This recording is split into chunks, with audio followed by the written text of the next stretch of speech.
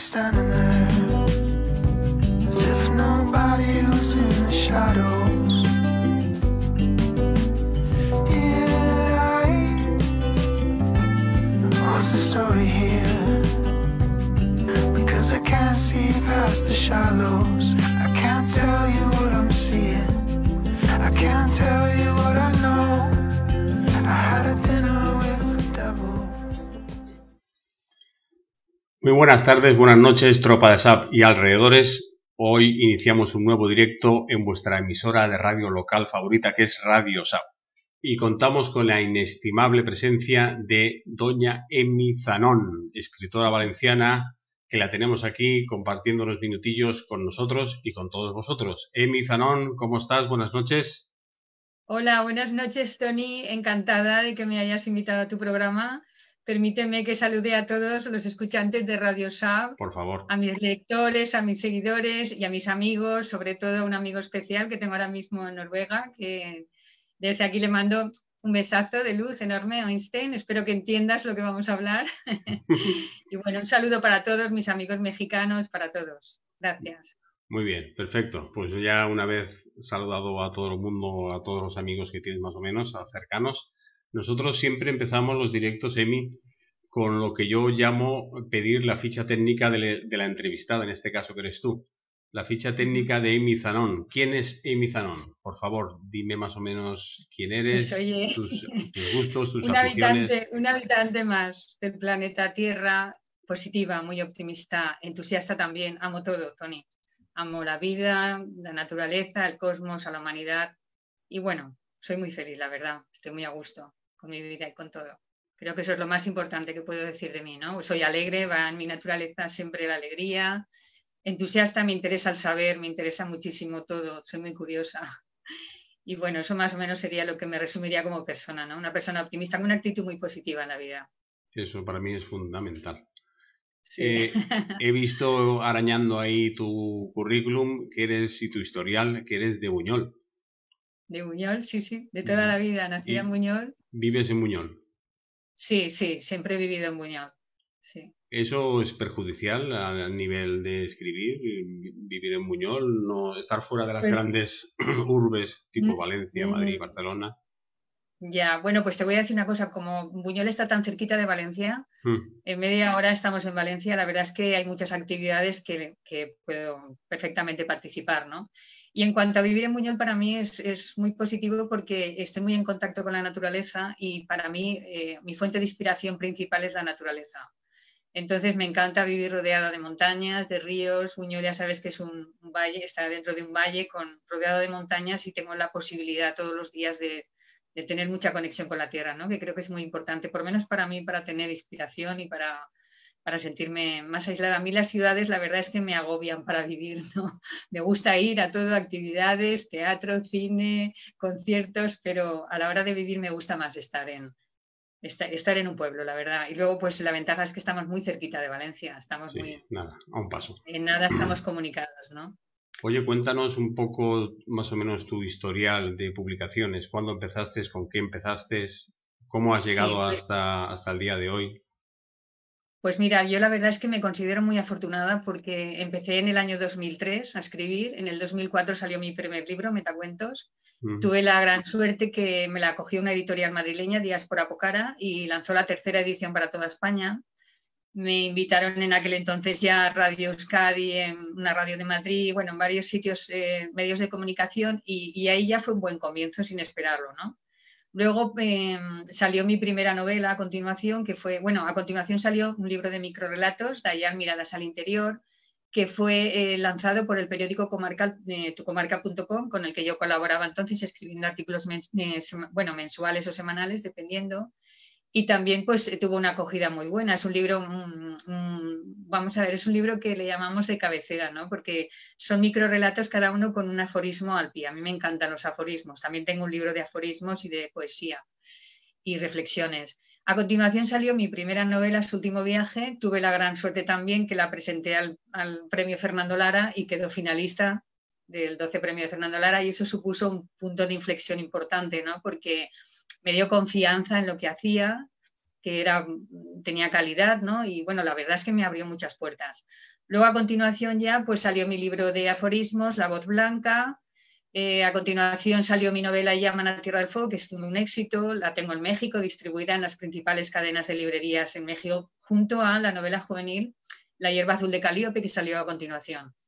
Esas dos novelas, el año pasado estuve con ellas en diciembre del año pasado en la Feria Internacional del Libro de Guadalajara, que es la feria internacional de lengua castellana más importante del mundo. Para que tengáis una idea, el año pasado 800.000 visitantes vinieron a la feria, ¿no? Y yo, bueno, alucinada. Yo me vine encantada por todo, por la magnitud, por lo bonito y lo grandioso que es el que a través del libro estábamos toda la humanidad, ¿no?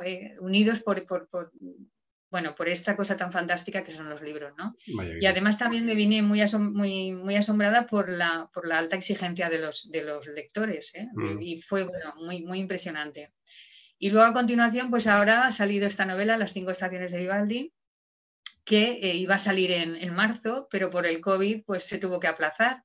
Y bueno, ahora estoy contentísima porque no hay mal que por bien no venga. Ahora mismo, pues en plena campaña de Navidad, hay que ver lo que se está vendiendo y la acogida tan buena que está teniendo, ¿no? Y bueno, esta novela, Las 5 estaciones, también ha sido finalista del premio Felipe Trigo, que es un premio también muy reconocido a nivel literario en España por la calidad y la cantidad de obras que se presentan, ¿no? Entonces, bueno, estoy muy contenta, Tony. La verdad que la trayectoria hasta ahora, fenomenal.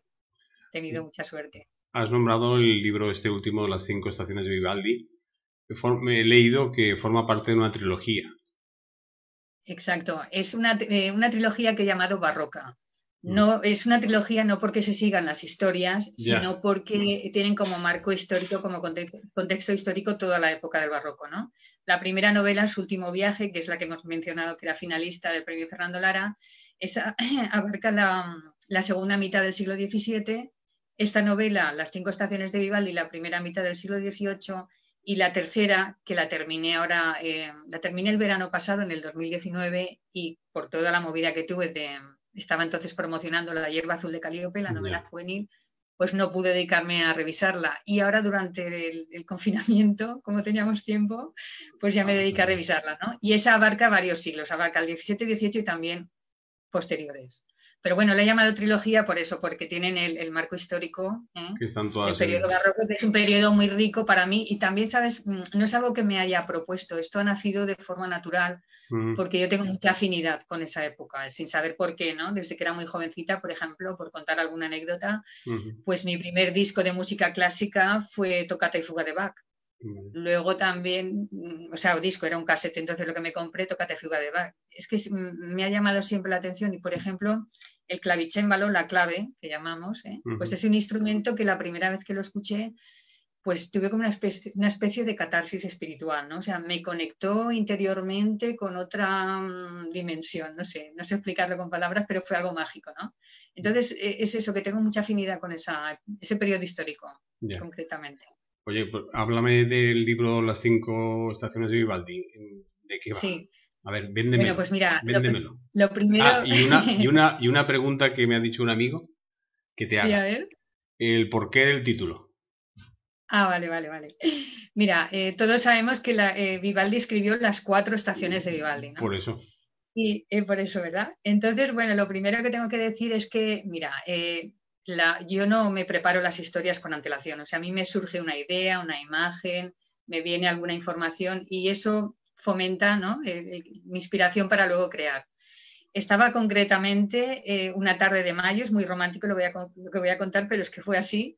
Estaba en mi casa, iba a tomar la merienda, un té con galletas, estaba lloviendo, era el mes de mayo y me puse las 4 estaciones de Vivaldi. Sí. Entonces, mientras escuchaba las 4 estaciones de Vivaldi y estaba tomándome el té, pues me puse a leer el folletito del disco y me llamó la atención que Vivaldi había estado de profesor de música y compositor un periodo muy importante de su vida en un hospedale. Hospedale traducido al castellano es hospital, pero estas instituciones ahí en Venecia eran muy, muy famosas, muy importantes, porque además eran conservatorios, reformatorios, conventos y hospicios, daban servicio de salud para todos.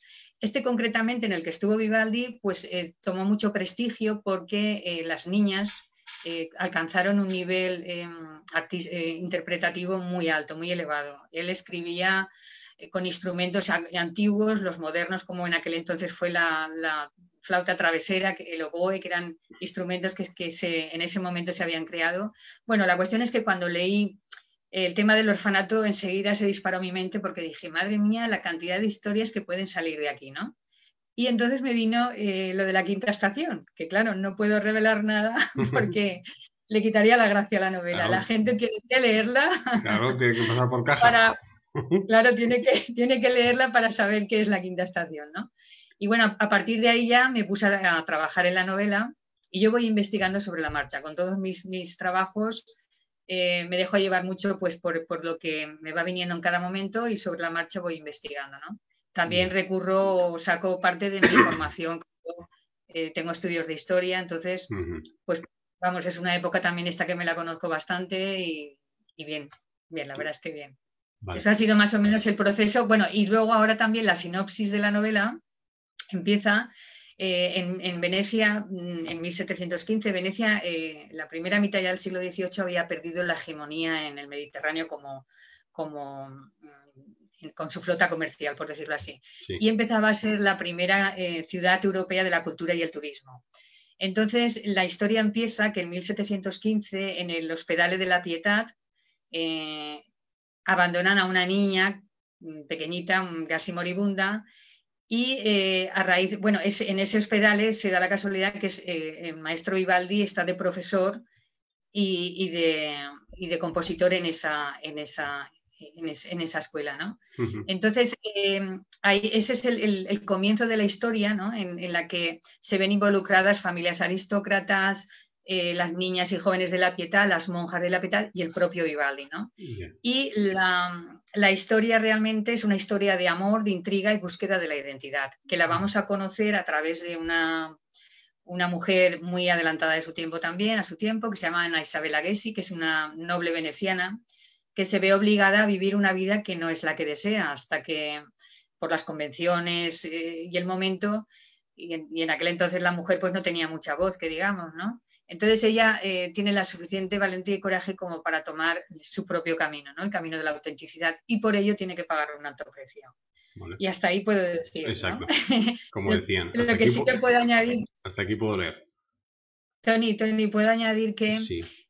La novela es un canto de amor a la mujer, a las pioneras que no lo tuvieron fácil en su momento y con su coraje y determinación llegaron a conseguir sus sueños, a las familias, a las segundas oportunidades, a la música, por supuesto, y a un gran genio Vivaldi, y luego pues en ese contexto histórico tan maravilloso que es Venecia, ¿no? Venecia de esa época.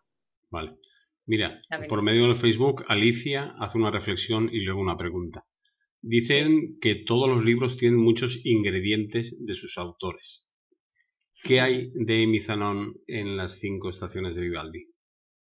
Pues sí, la verdad es que todos los autores nos dejamos, en las páginas en blanco nos dejamos lo que somos, nuestra experiencia, lo que somos como personas, yo creo que todos. Entonces, las personas que me conocen personalmente van a identificar a lo mejor en los personajes pues cosas mías, por supuesto, ¿no?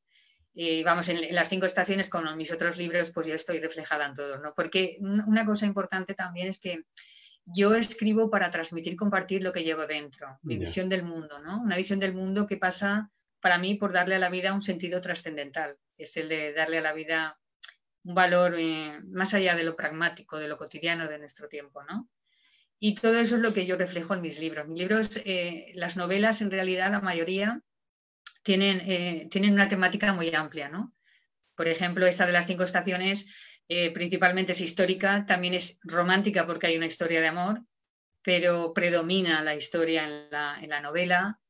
Bueno, hay ingredientes también filosóficos, sociológicos. En mi segunda novela, por ejemplo, en la novela Llaman a Tierra del Fuego, que es una novela que está inspirada en un antropólogo, Martín Gusinde, a principios del siglo XX, que estuvo estudiando las tribus fueguinas en el sur de la Patagonia.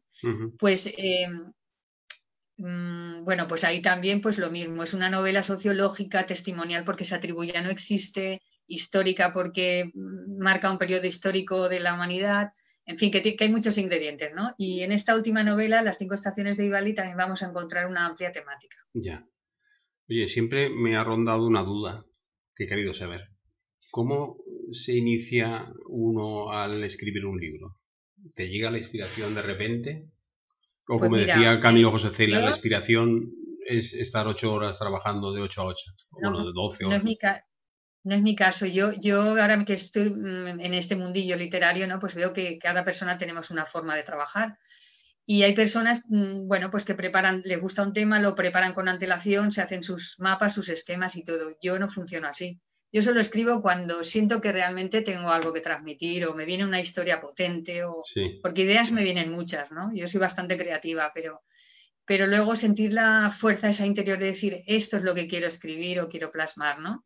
Y la verdad es que ya te digo, me dejo llevar, pues mira, por ejemplo, cuando escribí Llaman a Tierra del Fuego, estaba en la montaña, un tiempo de descanso en mi estudio y estaba ordenándome un poco las revistas que tenía y tal, y tenía un buen tocho de revistas de National Geographic y de Geo. Sí. Y en una de Geo, pues vi un artículo que en su día, claro, lo leí, pero no me llamó la atención, pero un artículo cortito de 2 páginas, pero con mucha información sobre esta tribu fueguina, los yaganes o yámanas, que, bueno, empezaba el artículo con la despedida del antropólogo con esta gente, ¿no? Y me llamó mucho la atención porque en esas 2 páginas pues estaba todo el código ontológico de estas gentes, estaban sus costumbres, sus rituales, y bueno, fue leerlo y enseguida vino mi flash, el principio y el final de la historia, ¿no? De que luego escribí, que luego no sabía qué iba a poner en la novela, pero sí que tenía un final y un comienzo perfecto, ¿no? Y estaba ese día en la montaña con mi hija y me dijo, digo, mira, Laura, me ha venido una historia, tal, se la cuenta y dice, mamá, ponte a escribirla ya. Y ese mismo día me puse a escribir, ¿no? Y bueno, así todo. Ya te digo, pues cuando me vino la inspiración, la novela juvenil la escribí a petición de mi hija, La hierba azul de Calíope, que también, como he comentado antes, está en México, está teniendo una aceptación muy buena. Pues esa novela, mi hija dice, mamá, escríbeme algo juvenil. Y entonces, pues me inspiré en ese momento en las novelas, en el trabajo que estaba haciendo ella en ese momento en el colegio, ¿no? En el instituto, que estaba en cuarto de la ESO. Y bueno, más o menos las cosas me surgen así. Luego, en cuanto a los aforismos o los poemas, pues eso ya son momentos en los que yo estoy muy recogida o estoy paseando por la naturaleza conmigo misma y de repente pues me viene un pensamiento, una imagen, ¿eh? Y entonces pues sale algo. Claro, la chispa, ¿qué digo? La chispa. ¡Pum!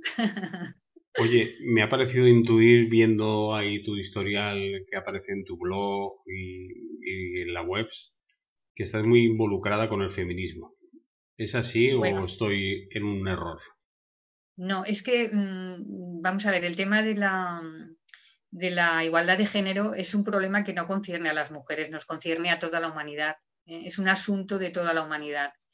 Y afortunadamente, bueno, el hombre y la mujer somos seres opuestos pero complementarios. Y afortunadamente ahora estamos ya teniendo esa visión, ¿no? Estamos en una nueva época, estamos dejando atrás un mundo y creando un mundo nuevo en el que nos damos cuenta que tanto hombres como mujeres integramos cualidades femeninas y masculinas que tenemos que llevar a la par, ¿no?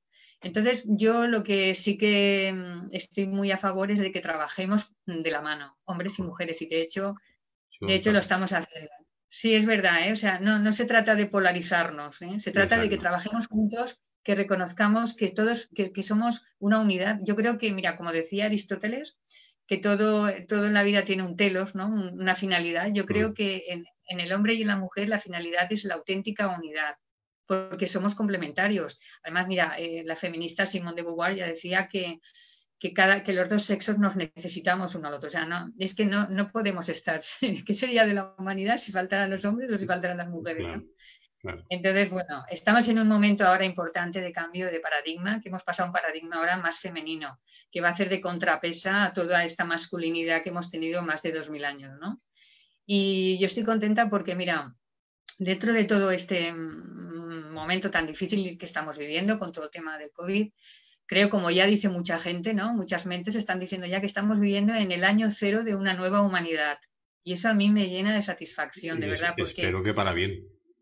Sí, sí, claro, porque mira, ahora, aunque estemos viendo repuntes de terrorismo, de fanatismos, de nacionalismos, todo esto pasará, ¿eh? Todo esto serán unos años, pero luego vamos a tener una sociedad completamente diferente, con unos valores más femeninos, porque hasta ahora hemos tenido unos valores muy masculinos proyectados hacia afuera, explotación, dominio, bueno, todo lo que son cualidades masculinas, acción. Ahora vamos a entrar en un periodo más de respeto, conservación, solidaridad, altruismo, y todo esto lo estamos viendo ahora con el COVID. La vida ahora mismo nos ha dado una lección de humanidad y de humildad, ¿eh? Porque si no nos llega a dar este parón, no nos paramos a reflexionar a nivel individual y a nivel colectivo qué es lo que le estábamos haciendo al planeta.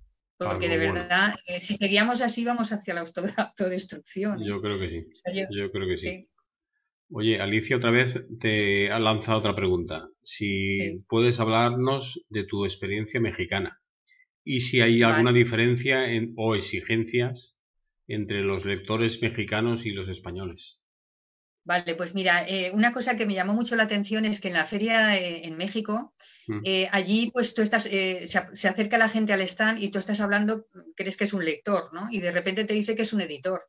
O te dice que es el director de un museo y te invita, como me ha pasado a mí, ¿no? O sea, yo allí he estado con editores, me han invitado en varias universidades a dar conferencias la próxima vez que vaya. Por ejemplo, bueno, es que además lo asombroso de allí es que, bueno, México es enorme y tiene muchos países. Creo que son 32 países.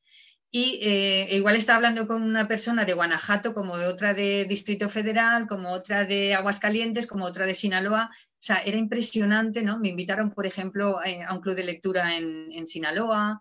Bueno, fue algo que se desbordaba, ¿no? Para mí se desbordaba porque yo estaba acostumbrada a las ferias aquí en Valencia o cuando he ido a la feria bueno, a Madrid no he estado solamente en Valencia y en ferias locales. Sí. Pero, y es, bueno, la proximidad con el lector. Pero aquí es una feria de mucha envergadura, o sea, es una plataforma de lanzamiento total. Yo creo que si volviera el año que viene, desde luego, este año no se ha hecho. Este año, precisamente, mira, la Feria de Guadalajara ha recibido el premio Princesa de Asturias a las Humanidades. Este año, ¿eh? Este año la feria, los premios Princesa de Asturias, el de Humanidades, fue para la Feria Internacional del Libro de Guadalajara. Y este año no se ha hecho por todo el tema del COVID, pero bueno, se han hecho, por ejemplo, este año he estado presentando también online en la Feria de Coahuila, de México, y en la feria ahora no me acuerdo del otro país.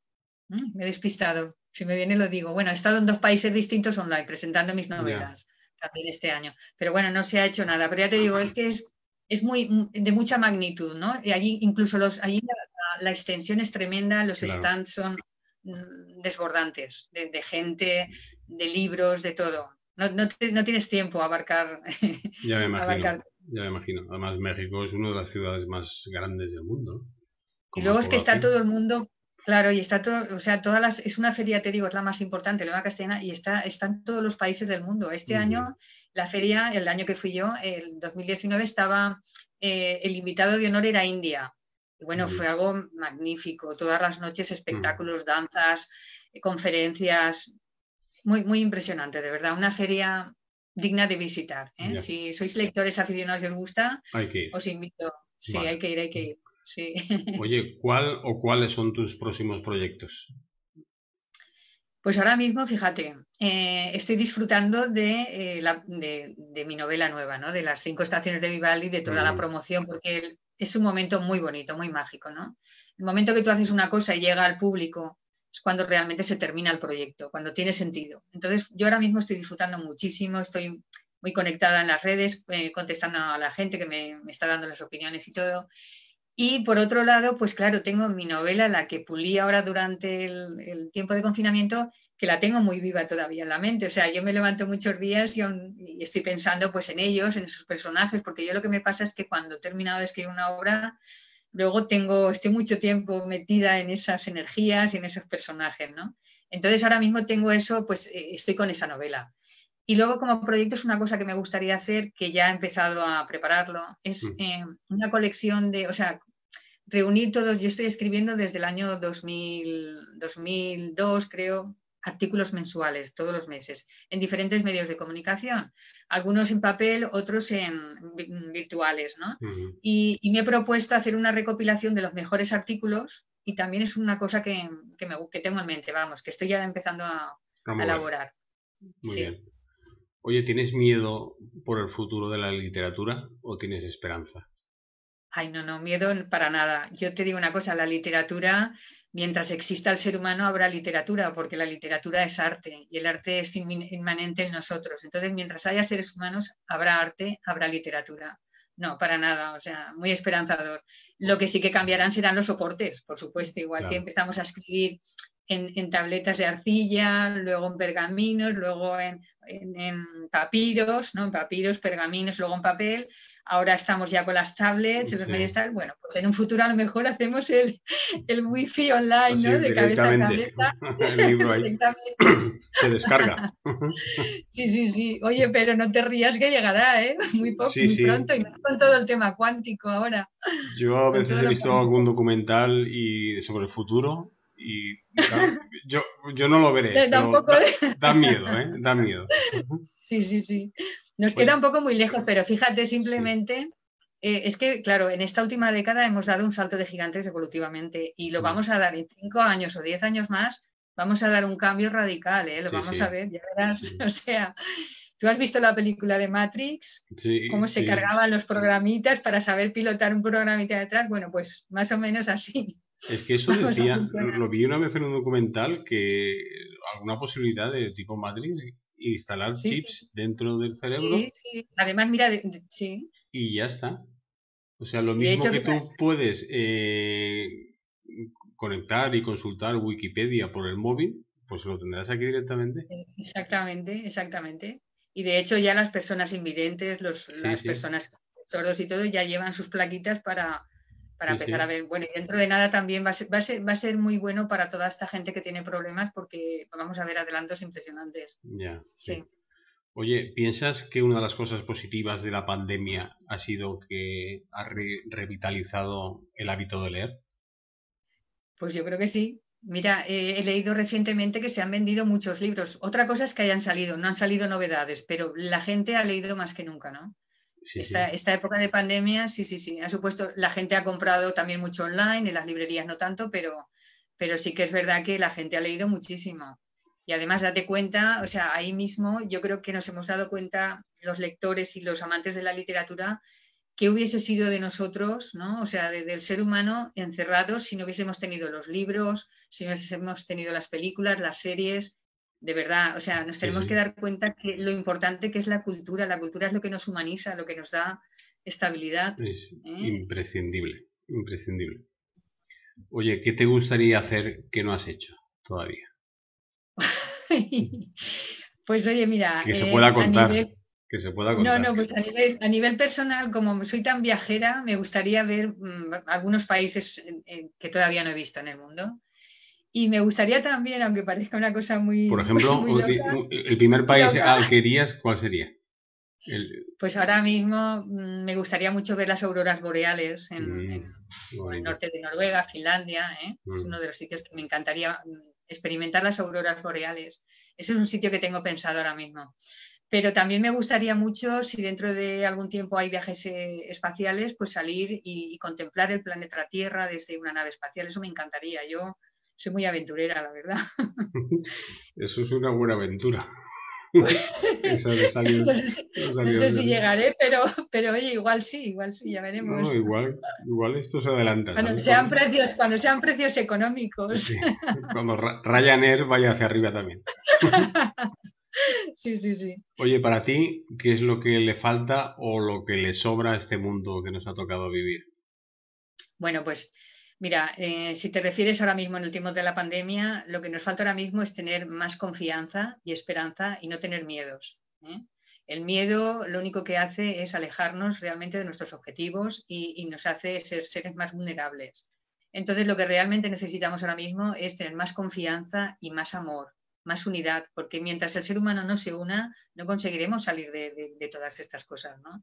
Y todo esto tiene que ver con la evolución del ser humano, aunque vamos dando pasitos poco a poco, pero sí que es verdad que vamos creciendo en amor. Cada vez hay más gente buena en el planeta, aunque la maldad, ¿no? O sea, una bomba hace mucho ruido y mucho daño, pero mira, como dice el cantautor, bueno, decía, porque ya falleció el cantautor Francisco Cabral, él es filósofo también, decía que por cada bomba que estalla hay miles y miles de besos y caricias que no se oyen. El bien es silencioso y somos cada vez más gente con buen corazón, que amamos el planeta, que amamos a la humanidad, que amamos a la gente y que hacemos el bien. Entonces, es cuestión de tiempo, es una cuestión evolutiva, porque además el bien nos da una ética que nos lleva hacia la coherencia, hacia el bienestar. Entonces, hemos de apoyar eso.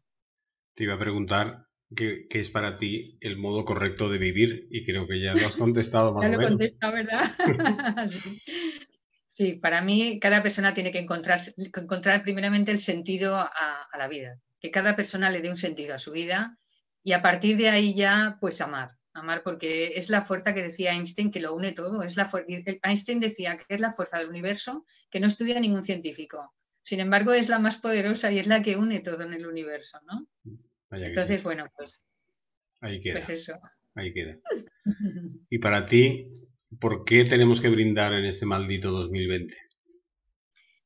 Pues mira, yo lo primero no le llamaría maldito, porque aunque es un tiempo difícil, es una época de crisis, y las crisis nos ayudan a crecer. Como te he comentado al principio, si no tuviéramos estos parones, estos bofetones que nos da la vida, no creceríamos ni experimentaríamos otras cosas que nos llevan definitivamente a ser más sabios. Esta pandemia nos va a llevar a ser más sabios. Con el tiempo lo veremos. Y yo brindaría por la vida, por la existencia, porque estamos vivos, que tenemos que dar gracias por el gran regalo que es la vida. De verdad, tenemos que valorarla. Cada uno en el momento que esté, tener una actitud positiva y brindar estas Navidades, aunque estemos aislados, solos, no rindáis, ser resilientes y sobre todo con mucha esperanza, sabiendo que esto pasará, que esto a lo mejor pues va a durar 2 años, no sabemos, pero mira, por ejemplo, la peste en Europa duró 300 años, y ahora mismo con los adelantos, pues si en 2 o 3 años nos quitamos esta pandemia de encima, pues habrá sido un gran éxito, ¿no? O sea, fíjate qué cambio, ¿no? Sí. La verdad es que en ese aspecto sí que hemos adelantado muchísimo. Mira, Alicia te dice también que el miedo paraliza. No tengamos miedo, entonces. Es el mensaje, Alicia. Sí. Así es. Ahora mismo la actitud personal de cada persona de verdad debe ser de confianza y no de miedo, ¿eh? El miedo, ya digo, que paraliza, no nos deja adelantar y nos hace sufrir y vulnerables, porque encima nos hace más vulnerables al bichito, ¿no? Al virus. O sea, tenemos que mantener un estado de ánimo fuerte y hacer todo un esfuerzo porque vale la pena, de verdad. Seguro. Bueno, Amy, no te queremos molestar más y yo siempre para finalizar las entrevistas ofrezco a la entrevistada, en este caso tú, que lances tu mensaje final, si quieres saludar, si quieres agradecer a quien quieras. El minuto de oro, que digo yo. De oro. Pues nada. Bueno, mi minuto de oro para agradecerte, Tony, esta estupenda velada. Estoy disfrutando mucho contigo. Deseo que tengáis mucho éxito en el programa y en la radio. Es un proyecto que habéis iniciado hace poco y sé que, bueno, estáis hechos unos profesionales. Me encanta, enhorabuena, os deseo muchos éxitos. A toda la gente que nos está escuchando, gracias por haber dedicado unos minutos de vuestra vida a escucharnos. Y bueno, os invito a que leáis mi novela Las 5 estaciones de Vivaldi, que la disfrutéis y si os gusta, pues que la recomendéis y la regaléis para Navidad. Y bueno, un abrazo de luz para todos, un abrazo para mi amigo noruego. Espero que haya entendido algo, me temo que no. ¿Qué nombre es? ¿Qué nombre es? Einstein. Ah, pues ha enviado un mensaje, ¿eh? Ah, sí, venga, ha enviado un mensaje, a ver qué dice. Que mucha suerte con la recepción del libro. Está claro que el español, el traductor, pero vamos que... Muchas gracias. Einstein, I love you. Thank you very much. Greeting from Spain. I hope you read the book and understand something. Okay, bye. Pues nada, Abrazos Abrazos, besos, Tony, para todos. Muchas gracias por la oportunidad, de verdad, gracias. Pues nada, muchísimas gracias a ti, Emi, por estar aquí con nosotros en un directo de Radio SAP y volveremos... Nada, cuando queráis me volvéis a llamar. Seguro que lo haremos. Bueno, pues vale, nada más. Tony. Nos despedimos de todos vosotros y vosotras y nos volveremos a ver la semana que viene con otro directo que lo anunciaremos previamente por nuestro Facebook. Muchísimas gracias y cuidarse. Gracias.